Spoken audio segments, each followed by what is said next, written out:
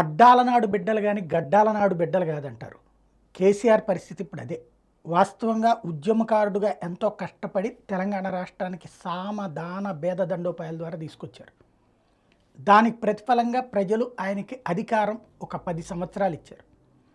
అది తీసుకున్నటువంటి సందర్భంలో ఆ ఉద్యమకారుడుగా తను చెప్పిన ఆశయాలు ఆచరణలో పెట్టేటటువంటి బదులు ఒక అహంకారపూరితమైనటువంటి నాటి నిజాం నవాబుల మనస్తత్వాన్ని ప్రొజెక్ట్ చేయడంతోనే ప్రజలు ఇప్పుడు తిరస్కరించారు.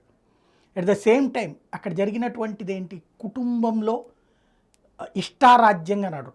సరే, కేటీఆర్ వచ్చేటప్పటికి కాస్త జాగ్రత్తగా మెయింటైన్ చేస్తే, కవిత ఇక్కడ అన్న సంపాదించుకుంటున్నప్పుడు నేను వేరే చోట సంపాదించుకోవాలి, ఇక్కడ మా అన్న అడ్డుపడతాడని ఇతర రాష్ట్రాలు సంపాదించడం ప్రారంభించింది. అందులో భాగమే లిక్కర్ కుంభకోణం.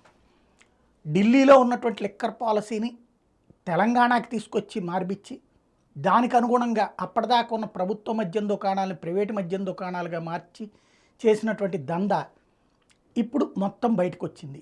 ఈడీ, సిబిఐ, చివరికి డిప్యూటీ సీఎం అరెస్ట్ అయ్యాడు. సీఎం రేపో మాపో అరెస్ట్ అవుతున్నాడు. ఇప్పుడు ఓ సీఎం కూతురైనటువంటి కవిత అరెస్ట్ కాబోతుంది. ఇప్పటిదాకా ఆమెని సాక్షిగా విచారించారు, ఇక పైన నిందితురాలుగా విచారించబోతున్నారు. ఈ నెల 26న విచారణకు రమ్మనమని ఆమెకు నోటీస్ ఇచ్చారు సిబిఐ ఈ దఫా.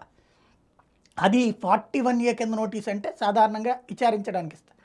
కానీ ఇప్పుడు ఈ లోపుగా ఆమెను నిందితురాలుగా చేర్చారు.